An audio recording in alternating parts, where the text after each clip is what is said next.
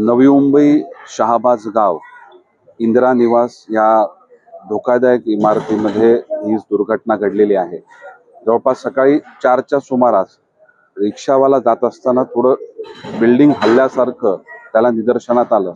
त्वरित या संपूर्ण बिल्डिंग मधल्या रहिवाशांना सांगितल्यानंतर जवळपास 37 लोकांना बाहेर काढण्यामध्ये यश आलं, परंतु 2 माणसं ही आतमध्ये अडकलेली होती आणि ही पूर्ण बिल्डिंग पडल्यानंतर 2 माणसांना यशस्वीरित्या बाहेर काढण्यात आलं।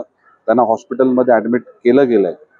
त्यांची स्थिती सध्या योग्य आहे, परंतु अजून 2 जण आतमध्ये अडकले असल्याची त्या ठिकाणी संशय आहे। त्यामध्ये NDRFची टीम, महानगरपालिका आणि फायर ब्रिगेडच्या माध्यमातून हे संपूर्ण मलबा बाजूला करून त्यांना बाहेर काढण्याचा किंवा शोधण्याचा प्रयत्न सुरू आहे।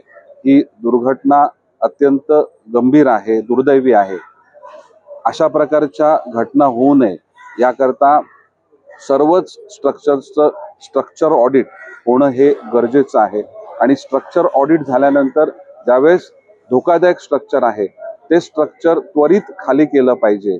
आपल्या घरामधलं असलेलं सामान किंवा आपल्या घराशी असलेले अटॅचमेंट किंवा आपल्याला पर्यायी घर मिळेल का या विचारामध्ये रहिवासी असतात, परंतु जेव्हा धोकादायक घर असतं तेव्हा ते घर लगेच व्हॅकंट करणं हेच त्या ठिकाणी उचित असतं, गरजेचं असतं। कारण कोणत्याही क्षणी दुर्घटना घडू शकते। दुर्घटना घडण्याची वाट आपण बघू नये। मी संपूर्ण प्रशासनाला देखील या ठिकाणी विनंती करणारे पत्र देणार आहे की ज्या ठिकाणी धोकादायक इमारती जाहीर झालेल्या आहेत, मग त्या सिडको निर्मित असतील, त्या गावठाणाचे स्ट्रक्चर असतील किंवा वाणिज्य वापराचे स्ट्रक्चर असतील, ते स्ट्रक्चर लगेच खाली करणं गरजेचं आहे। कारण पावसाळ्याच्या कालखंडामध्ये पाऊस खूप मोठ्या प्रमाणामध्ये पडतो। त्या ठिकाणी एक संपूर्ण त्या परिसरामध्ये दलदलीचं वातावरण त्या परिसरात निर्माण होतं। त्यामुळे स्ट्रक्चर्स पडण्याकरता लगेच त्या प्रकारची स्थिती त्या स्ट्रक्चरची तयार होते।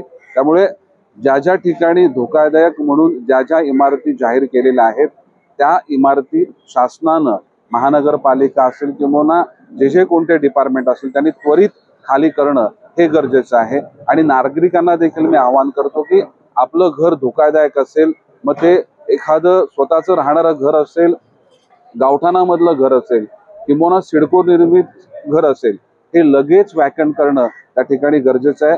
जर आपण लगेच ही घरं व्हॅकंट केली तर भविष्यामध्ये अशा घटना आपण टाळू शकतो।